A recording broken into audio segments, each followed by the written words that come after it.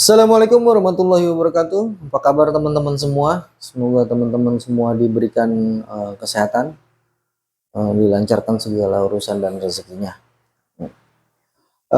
Di video kali ini saya pengen ngebahas tentang bagaimana sih cara kita sebagai pengusaha meningkatkan pendapatan kita atau omset dari si bisnis kita. Gak perlu lama-lama lagi, yuk ikutin penjelasannya. Nah teman-teman, jadi di video kali ini kita bakal ngejelasin tentang gimana cara kita sebagai pengusaha meningkatkan pendapatan kita ya atau omset kita. Eh, kita ambil contoh aja misalnya bisnisnya adalah kuliner.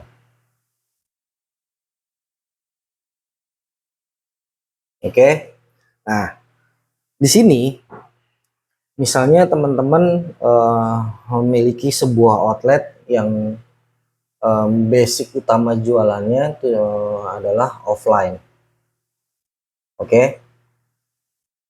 Nah, setelah teman-teman buka toko offline-nya, menerima banyak customer untuk membeli produk teman-teman, terus teman-teman juga otomatis biasanya daftar di online, oke? GoFood, GrabFood dan kawan-kawan ya. Nah, terus gimana lagi Mas Tommy?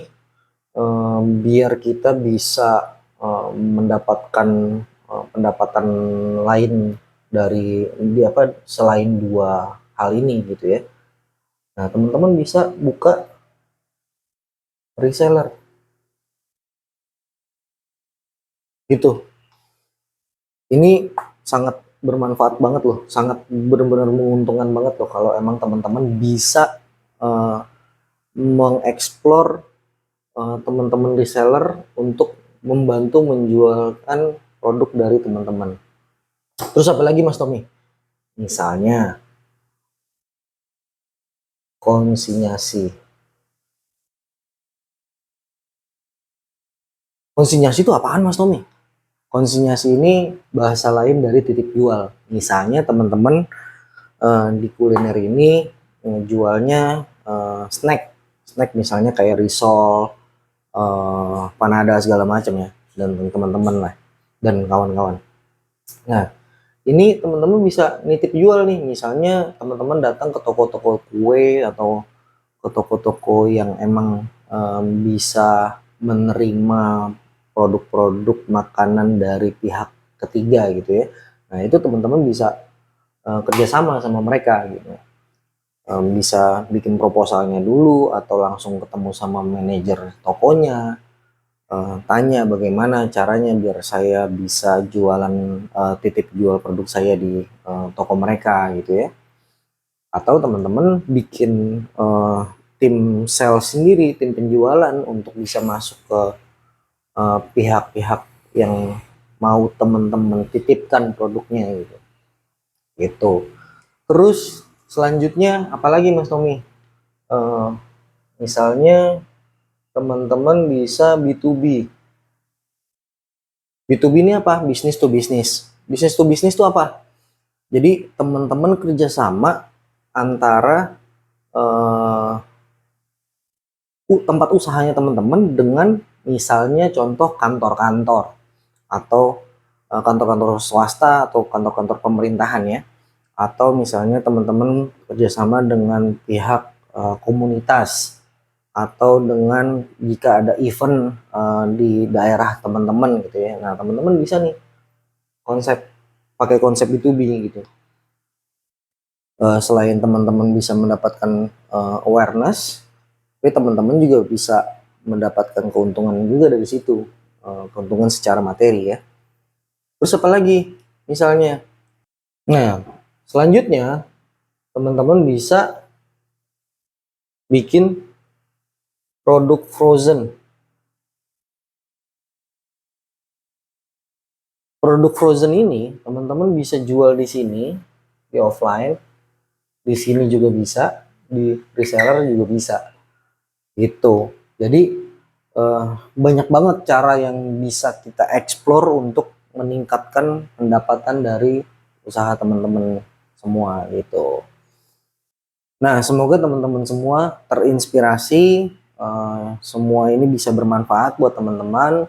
Kalau misalnya mau ada masukan buat saya, mau ngebahas apa lagi, nah teman-teman bisa komen di kolom komentar.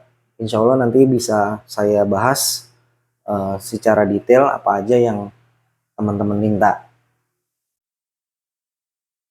Nah, itu dia tadi teman-teman, penjelasan singkat saya mengenai bagaimana kita sebagai pengusaha bisa meningkatkan pendapatan atau omset dari usaha kita.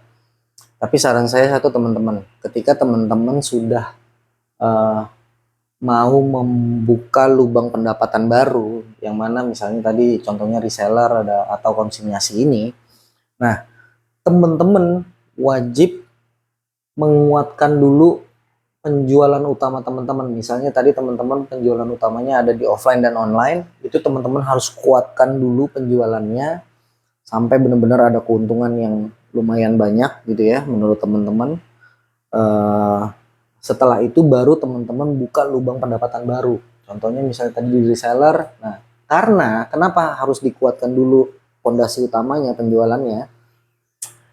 Karena biasanya lini pendapatan baru ini atau lubang pendapatan baru ini di awal akan mengalami kerugian. Biasanya ada beberapa yang untung, tapi ada beberapa juga yang rugi. Nah, ketika si lubang pendapatan baru ini mengalami kerugian, teman-teman sudah siap, tidak perlu untuk mensubsidi dari kantong sendiri lagi.